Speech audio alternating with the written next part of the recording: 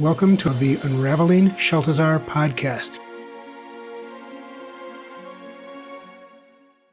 Hello, Jeffrey. Hello, Mark. How are you today? I'm well. How are you? I'm fine. We've just turned another marker. We're into March. Yes. And it is the month of rebirth and spring, and so I'm excited about the work that we do and excited about how it's evolving. Yeah, so am I. It's been an interesting journey, right? In the short time we've been together, I mean, the work we've been doing together has evolved quite a bit along with us, I think. So It's interesting to see. It is, and that's something that I'd like to point out to the listeners. Often we don't take an opportunity to look at how far we've come. And you and I, before we started recording, we're talking about, since we are of, I guess we could say older vintage would be a polite way of saying it, right? Okay. Mature. Codgers, yeah, maybe mature. Okay. How about mature? Can we go with mature? Sure. Yeah, that works. Yeah. And we were talking about how life on planet Earth has evolved so much in the years that we have been alive. And it was really a fascinating conversation, and not one that I don't think enough people have to realize that, in 5, 10, 15 years, things have changed so much. And then we said, of course, I wonder what that means for the next 5 to 10 years. And so I encourage listeners to look at how they have evolved and how they may want to set their intentions for the continuation of that evolvement. I read something somewhere recently that said, if you don't evolve, you will devolve. And I think certainly our audience and the people that we appeal to are the ones that are interested in evolving. And so Shaltazar would encourage us to become more conscious of our intentions of how we want to evolve. Right.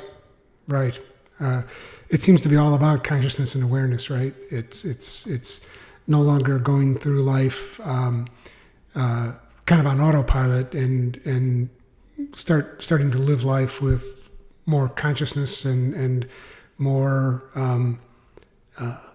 of a living perception of what we're doing and what we're going through and absorbing everything that's happening rather than just kind of plowing through it, right? Yeah, and that's interesting. Let me ask you the question. Since you have become more conscious, since you have become more evolved, how do you notice your life differently than when you were less conscious and less evolved? Well, I think it's hard to put a finger on it, I would say, because it's so intertwined into everything. But I mean, certainly I'm calmer. I'm less anxious. I'm not going to say it's 100% of the time, but more often than not, I tend to respond to the things life sends me rather than to react to them, because you just sort of develop this belief, perhaps that or knowing that what comes is by design and for teaching, and you learn that the easiest way to learn is to just learn and to just be with it instead of pushing back or fighting against it, which is kind of what we're going to talk about today. But it's a learning the ability to not only be more aware and conscious, but also to surrender and be accepting of your situations and circumstances. Mm-hmm. Yeah, brilliant. I agree. As I asked the question, I thought, well, what would my answer be? And in one word, I find my life has more depth. And the visual that came to me is like swimming in the ocean and sort of having that on the surface experience, or having the opportunity to dive underneath and see the Great Barrier Reef with all the coral and all of the beautiful aquatic life.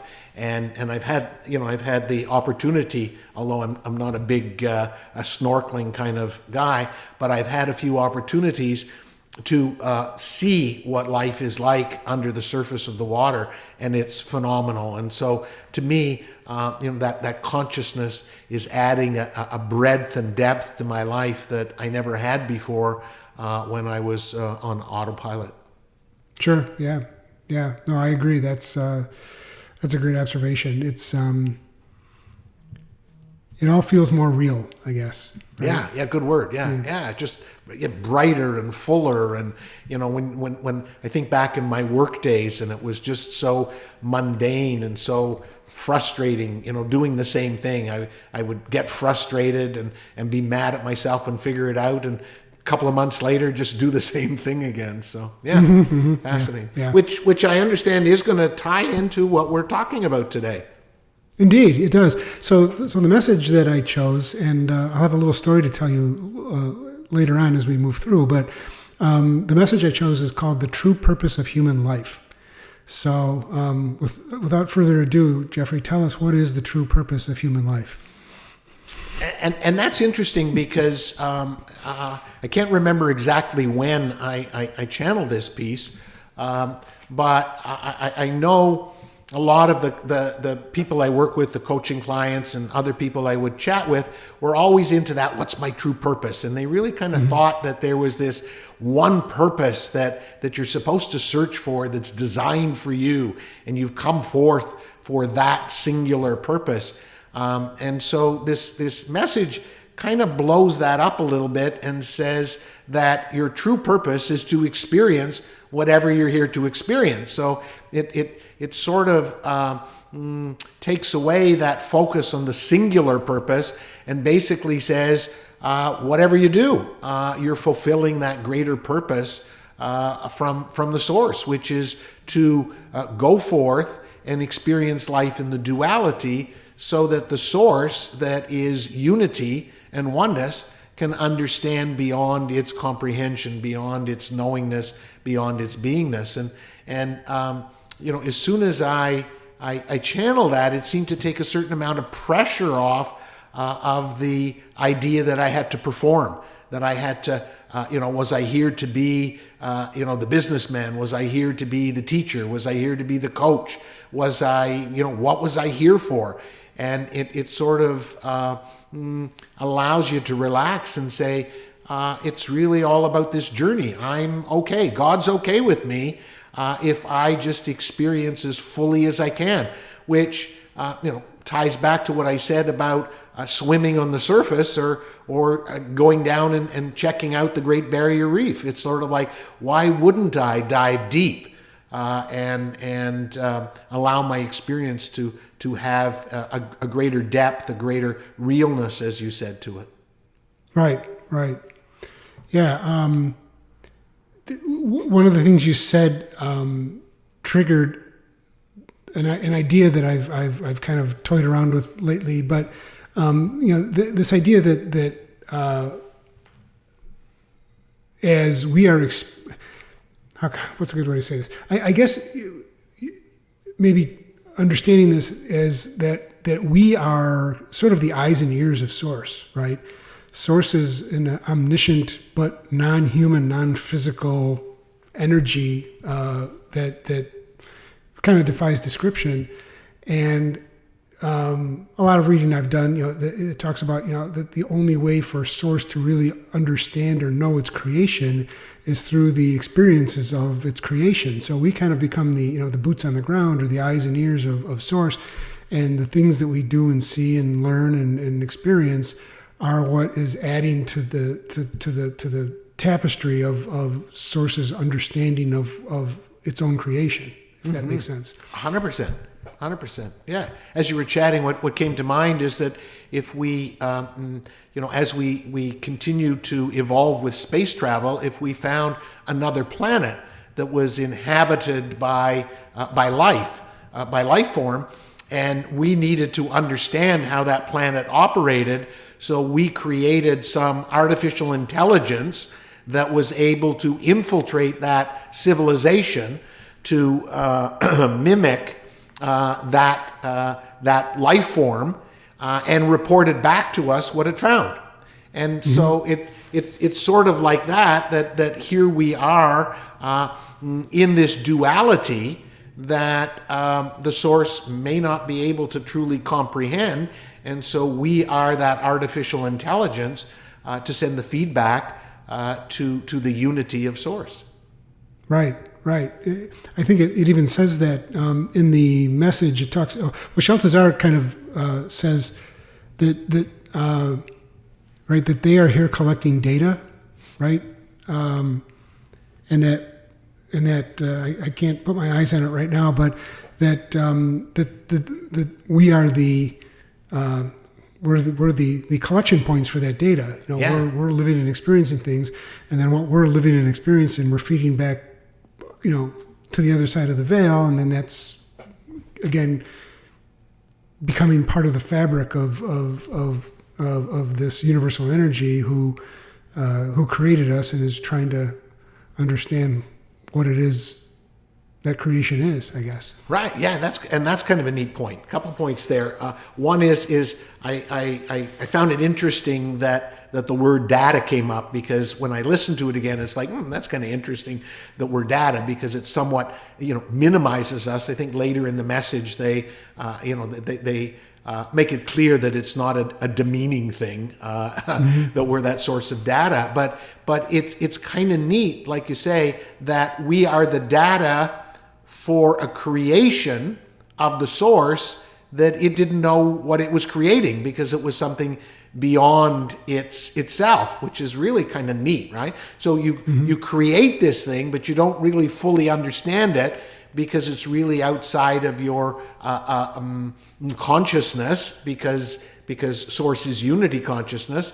So it has to sort of collect the data, and so we're data collectors, but yet we see ourselves as free thinking, because of course part of the plan was, as data collectors, we were given free choice, and that's kind of interesting, right? So we're not the robots, that maybe we would be sending to some extraterrestrial civilization. We are actually free thinking, free choosing data points, and that's kind of neat, right? So it's sort of like you're going to collect data, but I'm going to give you a lot of freedom in order to do that. Right. Kind of like the we're talking about space age stuff. I remember there were a couple NASA projects like Voyager, where they just shot a data collection tool out into space, and just aimed it in a certain direction and said, okay, go and tell us what you find. And they didn't really know what it was going to send back. They didn't know what it was going to learn. And it ended up, if I recall, there may have been a couple of them, but I know it sent back all kinds of fabulous pictures of the planets in the solar system. And at some point, I think it flew out of range and couldn't report back anymore. But that's kind of what we are, but maybe with a little bit more direction and a little bit more focus, because we're confined to a physical dimension that only allows us to stray so far from a certain line. But yeah, we're all here kind of stumbling around, looking around, and seeing what we can learn and seeing what we can send back. Yeah, and it's kind of neat. I think your analogy is a beautiful one, because we could not get out there and see the things that space probe sent back to us, right? It's just, there's a constraint, just like the source cannot become duality or cannot exist in duality, because it's unity. So we couldn't see those far off planets or stars, but yet the probe could. And so it was beyond our comprehension, but that data helped us comprehend it. And so that's a fabulous analogy that you came up with, because I think that's sort of similar to what we are. And again, I want to reiterate, it's not a demeaning thing. It's really not a demeaning thing that we're pawns. We are not pawns. We are loving creations of the source that want us to experience as fully as we can this human sojourn. Right. Right. Maybe in a way, maybe another analogy would be like, children, right? You have a child, and it's this new life form, and you don't really know much about it. And so as a parent, you watch it, observe it, and you give it a few boundaries, but you want it to explore and grow and adapt and figure, find its way in the world. And you really don't know what it's going to find, or what it's going to become attracted to, or what it's going to learn to do, and what it's going to contribute or add. But it's kind of a science project, right? Not unlike we are with Source. Right. As parents, you don't remember when you were a toddler. You don't remember to the advanced brain power that you currently have. And so here it is. You have to observe your toddler. Excellent example. So it's kind of neat. I hope the listeners are getting a sense of this bigger picture definition of what the purpose of life is. That it is not that minuscule, was I meant to be a this or meant to be a that, or what was I here to accomplish. Shaltazar makes it quite clear in that message that it's really more about the journey than the end result. They talk a lot about the fact that that the life review has nothing to do. And the life review, for those people that aren't aware, my belief is that when you leave your form and you go to formless, that you sort of have an exit interview, so to speak, with the source. And that exit interview is really about your experiences, not your report card as to the grades or the career or the amount of money, which is kind of an interesting wake-up call as we are moving through this pandemic and hopefully coming out the other end. What are our priorities? One of the messages from Shaltazar talks about thinking about our principles, our values, and our priorities, and re-examining them. And this message sort of ties into that, because the true purpose of human life is not about the material accomplishments. It is really about your experiences on planet Earth in the duality, being a human being with free choice. Right. Well, and that's actually the part of the message that resonated most strongly with me. I kind of summarized with a few highlights here, but they say, stop looking at the results, the end of your experience, and focus more fully on the experience itself. What if it really didn't matter what the result was derived from your experience? What if you stopped focusing on the results of your experiences, you stopped trying to succeed and to never fail? How would your life be different? Would you be able to relax? Would you be able to appreciate more in the moment instead of always waiting to see the end result? And in that, that kind of like was a gong going off in my head. We've talked about this before. Some of the listeners who are familiar with our conversations may recall that I've been finishing the basement in my house. It's been about a year, and this past weekend,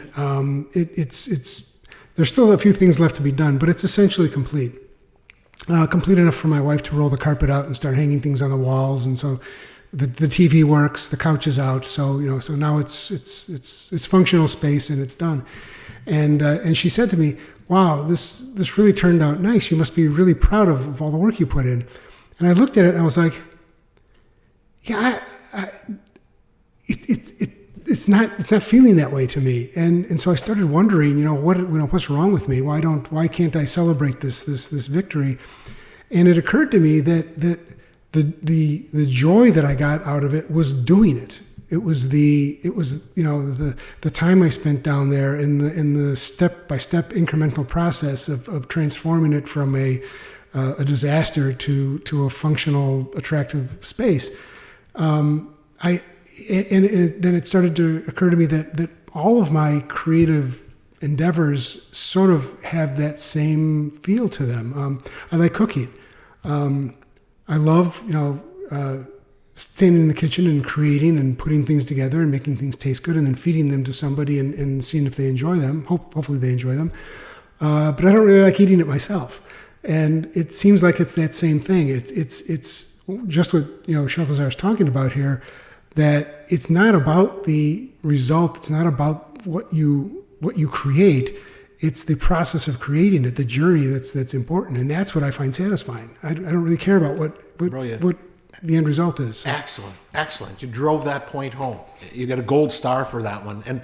And as you're talking, it reminds me of channeling Shaltazar, because I put so much effort in from the time I channel it to the time I tweak it and reread it and digest it, and I'm learning all along, and then I record it, and then I mix the music, and by the time a Shaltazar message gets released, it's sort of like, it's like letdown. It's like, right. It's like, okay, it's like, and thank you for doing this series with me, because it makes me go back and listen to them, because I'm so ready to move on to the next one that I very rarely, so it is the experience of me channeling it, integrating it, embodying it, learning it, applying it. And it's like, I don't want to look at the finished product. I don't want to hang around doing that. I don't want to eat the meal, like you say. It's like, I want to create the next meal. I want to move on to the next project. So brilliant. I know we're running short on time, but I'm really anxious to hear what you talked about, what you wanted to share in this experience of this message.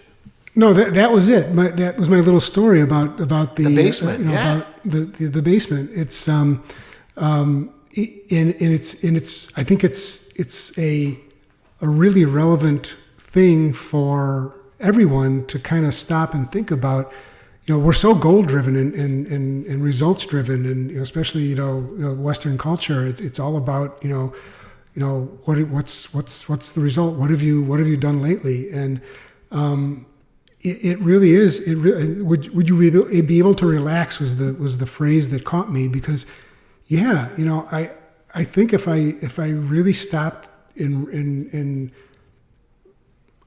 believed that what I was doing, that the experience is what it's all about and not the end result, I can't relax, because it's the pressure's off, because all I'm doing is being the best me I can be, and what comes of that, who cares? Right. Yeah. And as you were reading that part from that passage from the message, I was really thinking, I don't know if much of society would agree what Shaltazar was saying, because it's so contrary, right? Exactly. And it's sort of like, does the education system believe that? Does the work, the work system believe that? And so I think that there's a great opportunity, which is maybe why this message is so popular on Insight Timer. There have been thousands of people that have listened to it. I highly recommend people listen to it, because, as you say, it takes the pressure off. It puts into context this journey mentality of life, and gives us, allows us to get off the hook of performing, because everywhere else in society there seems to be that pressure to perform. And Shaltazar is saying, nope, just show up and do your best and enjoy the journey, and the source will be quite pleased with you. Nice. Great. Well, thank you, Jeffrey. That was this was a good one. I enjoyed this, and it made a huge impact on me. So great. Thank you very much. Thank you very much. And until next time, love and light to everyone. If you have any questions about the Master Teachings of Shaltazar, we invite you to submit them to Jeffrey@jeffreyeisen.com, and we will make your question the topic of a future episode.